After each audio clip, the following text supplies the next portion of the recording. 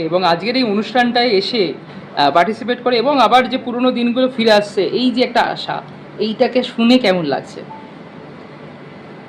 আমি একটা জিনিস লক্ষ্য করছি যে মানুষ যেন একটু স্বাধীনতা পেয়েছে, একটু যেন তার মনের মাধুরীকে প্রকাশ করবার সুযোগ পাবে। আমি অনেক দিন ধরে, আমার এখন প্রায় ৭৪ বছর বয়স হলো, আমি অনেক সময় পশ্চিমবঙ্গেই আমি থেকেছি। পশ্চিমবঙ্গ থেকে আমি সারা পৃথিবীতে গান বাজনা করেছি। আমাদের স্টেট বলা হতো যে এটা কালচারাল ক্যাপিটাল। আমি বলছি এটা বরাবর কালচারাল ক্যাপিটাল, আজকেও Calcutta is the cultural capital of our country. কারণ কলকাতার মানুষের মধ্যে সঙ্গীত, নৃত্য, নাট্য, সাহিত্য, যে রস তাদের মনের মধ্যে আছে, সেই রস আমি পৃথিবীর কোনো দেশে দেখি। বাংলা সর্বদা রবীন্দ্রনাথের শ্রীরামকৃষ্ণের দেশ, এবং এখানে অগণিত সঙ্গীত শিল্পী, অগণিত যন্ত্রসঙ্গীত শিল্পী, যন্ত্রসঙ্গীতের মধ্যে রবিশঙ্করজি, নিখিল বন্দ্যোপাধ্যায়, আজিমুল খান সাহেব সব বাঙালি। আমি বাঙালি বলে আলাদা করছি না, ভারতবর্ষের একটা অংশ বাংলা। কিন্তু বাংলার এই যে মহিমা সঙ্গীত, এই মহিমাকে বাঁচিয়ে রাখা এটা আমাদের জাতীয় কর্তব্য। আমার মনে হয় যে মানুষের মনের মধ্যে আনন্দ ফিরে এলে এবং স্বাধীনভাবে কাজ করবার সুযোগ পেলে, যেটা সৌভিক বলছে যে ও একটা অন্যরকম আবার উদ্যম দিয়ে ইন্ডিয়া সেন্ট্রাল সিম্বাইসিসকে আবার আগে নিয়ে এসে অনুষ্ঠান করবে। শুধু অনুষ্ঠান না, আমি বলবো আমরা সবাই মিলে যেন ভাবি যে সমস্ত সঙ্গীতকে শ্রেষ্ঠত্বের জায়গাতে নিয়ে যাওয়া সম্ভব যদি আমাদের নিজেদের পরিশ্রম থাকে। শুধু গল্প করলে হবে না, কঠিন পরিশ্রম আমি জীবনে ভোগ করেছি। আমি জানি যে কতটুকু পরিশ্রম করলে একটা সঙ্গীতের সাকসেস পাওয়া যায় এবং সঙ্গীতকে পৃথিবীর জায়গাতে পৌঁছানো যায়। আমি আজকে ভারতবর্ষের সব থেকে সব থেকে সিনিয়র, খুব লজ্জার সঙ্গে বলছি যদি সত্য কথা, সব থেকে সিনিয়র সঙ্গীতের ছাত্র আর। কাজে আমি দেখেছি যে এই সঙ্গীতকে যদি উন্মুক্ত পরিবেশ না পাওয়া যায় তাহলে একে বাড়ানো যায় না। এবং আমার মনে হয় যে বর্তমান সরকার, তাদের মধ্যে অনেক শিক্ষিত রুচিশীল মানুষ আছেন, তারা ঠিক বেছে নেবেন যে কীভাবে কাজ করলে বাঙালিদের মনের কাছে পৌঁছানো যায়, নববর্ষের সবাইকে জড়িয়ে ধরা, আনন্দ করার সাথে করা যায়, এবং বিভিন্ন অনুষ্ঠান, সঙ্গীতের অনুষ্ঠান, নৃত্যের অনুষ্ঠান, নাটকের অনুষ্ঠান, সবার মধ্যে যেন একটা আনন্দ ফিরে আসে। আমি তো ঢাল তরোয়াল ছাড়া যুদ্ধ হয় না, সেরকম যন্ত্রপাতি ছাড়া গান হয় না। কিন্তু আমি কিন্তু একটা কথাই বলবো, আজকে আমাদের প্রার্থনা হওয়া উচিত, ওম সহনা ভবতু সহনো ভুনক্তু সহ বীর্যং করবাবহে তেজস্বিনাবধীতমস্তু মা বিদ্বিষাবহে। ওম শান্তি শান্তি শান্তি। সবার মনে শান্তি ফিরে আসে, আনন্দ ফিরে আসে। সকলকে আমার সশ্রদ্ধ পশ্যন্তি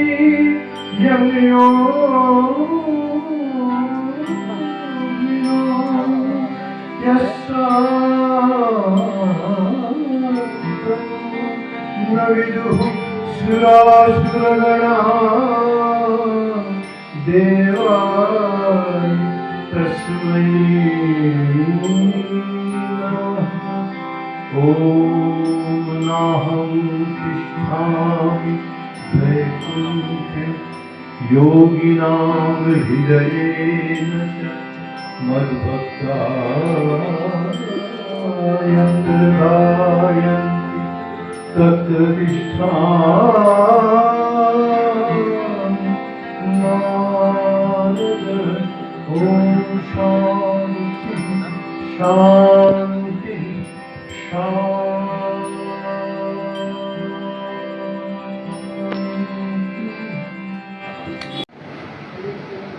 দাদা, দীর্ঘদিনের যুদ্ধ, আজকের এত বৃষ্টির মাঝেও তোমার মানে সারা কত অডিয়েন্স দাঁড়িয়ে আছে তোমাদের, শুধু কথা শুনবে, গান শুনবে, কেমন লাগছে আজকে দিনটা? দেখো, খুবই ভালো লাগছে এই জন্য যে fortunately unfortunately by God grace আমরা ফিরে এসেছি এবং আমরা যেভাবে এবার কাজ করব আমার মনে হয় যে আমাদের যত কমপ্লেন পাবলিক যত কমপ্লেন নিয়ে এখনও বলছি চতুর্দিকে মিডিয়াতে দেখছি আমরা নানান রকমভাবে, এর থেকে আমরা একটা সুন্দর স্বচ্ছ রাজ্যকে আমরা প্রেজেন্ট করতে পারবো থ্রু সঙ্গীত।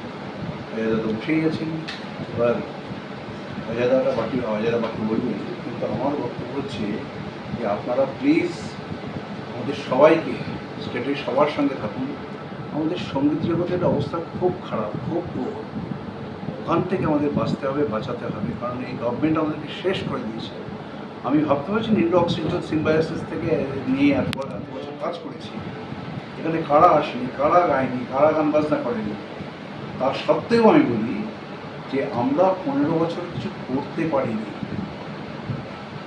তার একটাই কারণ যে আমার কতগুলো সিস্টেম ছিল। আমি কারোর অনুপ্রেরণা লিখবো না, কারোর সাহায্য অনুষ্ঠান লিখবো না, আমি যেভাবে করি আমি সেভাবে করবো, সেটাকে আমাকে করতে দেওয়া হয়নি।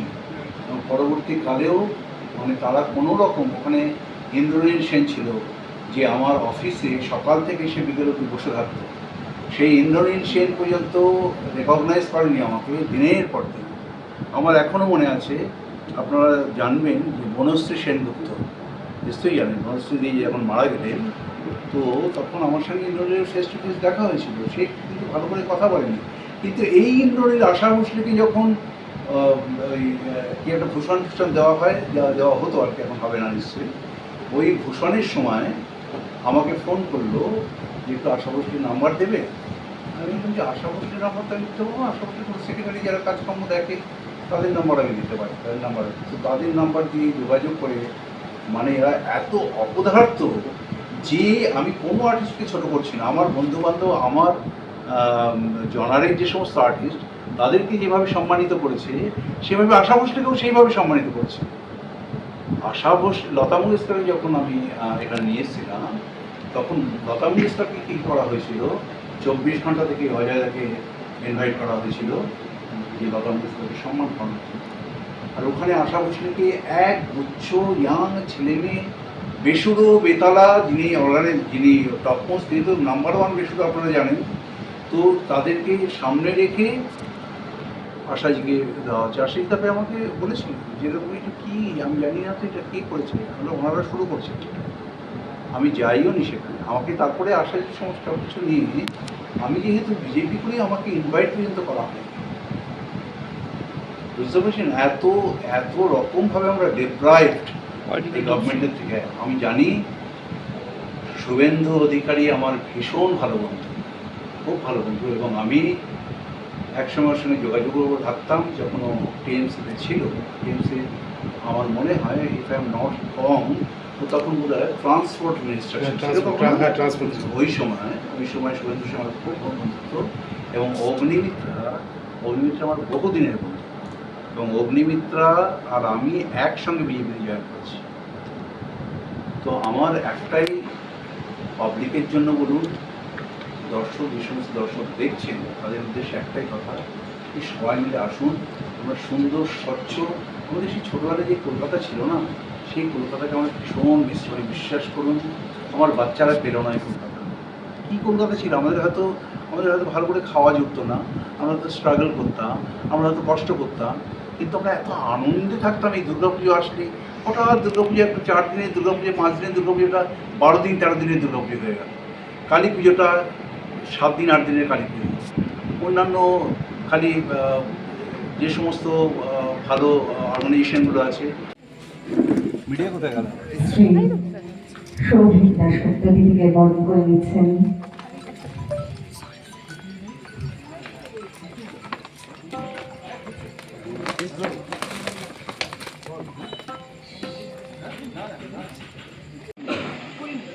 এমন একটা জায়গা, এমন একটা মঞ্চ, এমন একটা সন্ধ্যে, যে আমার সামনে বসে রয়েছেন মা সরস্বতীর বড় পুত্র পণ্ডিত অজয় চক্রবর্তী, যার গান আমাদের প্রজন্ম এবং আমাদের প্রজন্মকে ছাপিয়ে আমাদের ছেলে মেয়েরা তাদের মন অব্দি এক প্রশান্তিতে পৌঁছে যায়।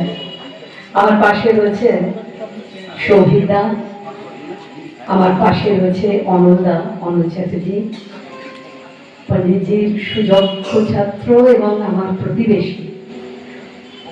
এই অনুষ্ঠানে আমার নিজেকে এসে আমার যে কি ভালো লাগলো, আমি সৌভিকদাকে অনেক অনেক ধন্যবাদ।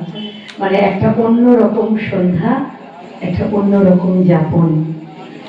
আপনারা সবাই গান শুনুন। গান আমার কাছে নিঃশ্বাসের থেকেও জরুরি, ভীষণ জরুরি। গান আছে তাই প্রাণ আছে।